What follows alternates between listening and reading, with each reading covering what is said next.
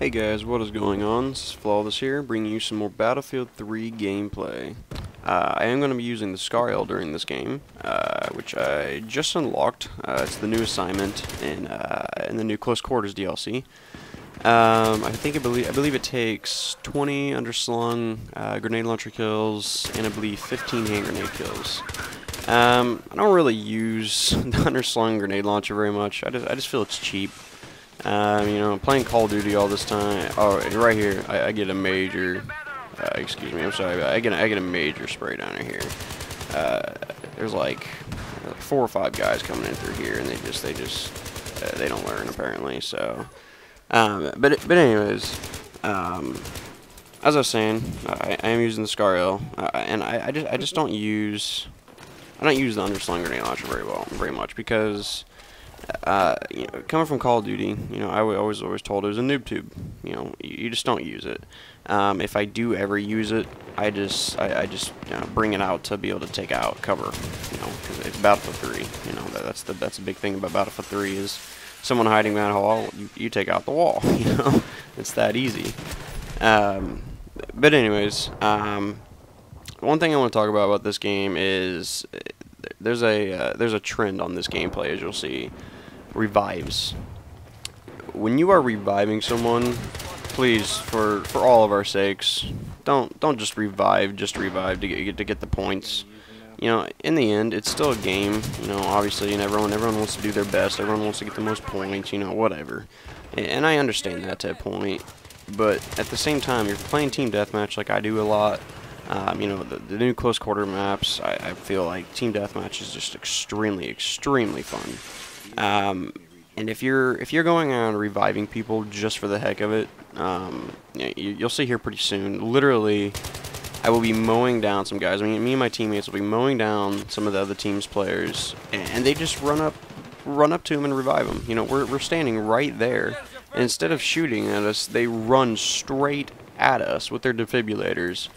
And I don't know how I mean, I'm glad we didn't kill them before they revived them because it's a free kill, you know, and that's what it is. You know, I just don't understand. I mean, like I said, I do get the point where you know, I want those points. You know, well, I don't really care. You know, I don't want to get revived and then shot right back down again. You know, I'd rather you let me die, let me come back up.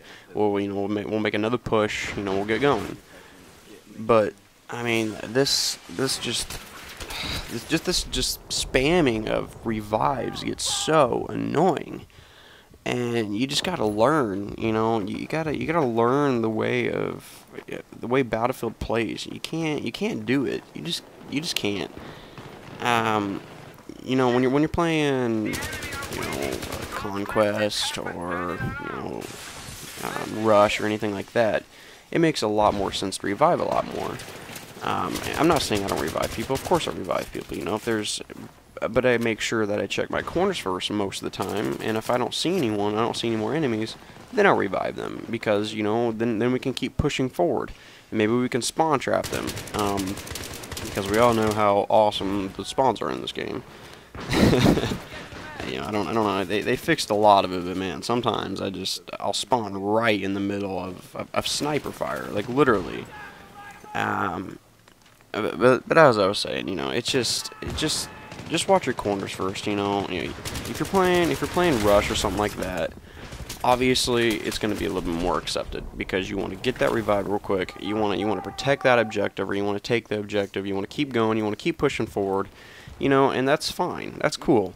You know, and if you make that mistake where you revive someone and you get shot back down again, most of the time it's not a big deal. I usually don't care too much whenever it's like on a Rush or a Conquest, because you're trying to get that objective, and if you push so far up and then it's for nothing, you know no one wants that. You know we're all, you know, trying to take the objective, you know, and I would much rather you maybe make a few mistakes of reviving me, maybe when you shouldn't have, then don't revive me at all. You know, either way makes me mad. Either way frustrates me, obviously, because it's just a game. But man, I don't know when. And it must be a little bit up here later. But man, there's just a point in this game where their other team is just dumb.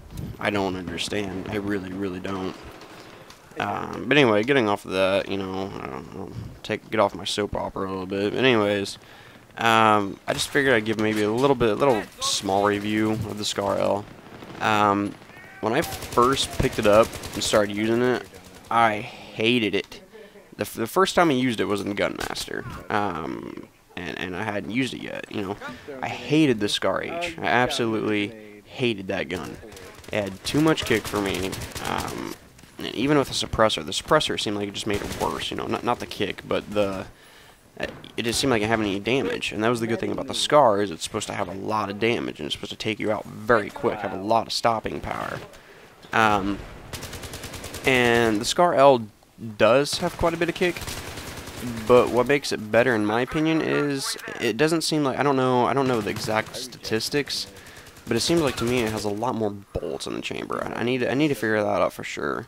I should have done that, but it just, with the ScarH, I feel like I go through all the bullets so quick, and if you don't, it seems like if you don't hit them every time, especially if you don't have a suppressor, especially if you do have a suppressor on there, you're done. You know, they're gonna see you, they're gonna see they're getting suppressed, they're gonna look straight at you, they're gonna kill you, because guess what, you're reloading, or you're trying to bring out your sidearm, and you know, even though the 93R we know all is amazing and all, you know, it's not going to match up to another assault rifle or, you know, whatever. But my first impressions of it of the ScarL is it is an awesome gun. When the close quarters first came out, I really tried hard to get the AUG, just because I figured, you know, I was looking up on YouTube just some other people's videos, and the gun just looked awesome. And it's not bad. You know, everyone likes to have a new toy, you know, they can play around with, a new gun they can mess around with, see if they like it or not. And it was fine for a little bit, but as I started getting killed more and more and more by the ScarL, I finally, you know, finally decided, you know, bring out the underslung grenade launcher and get squad frag, so you get 2 grenades to be able to get the ScarL, to try it out for myself. And without sights on it, it's kind of hard to use, to be honest with you. And this right here, this is exactly what I'm talking about.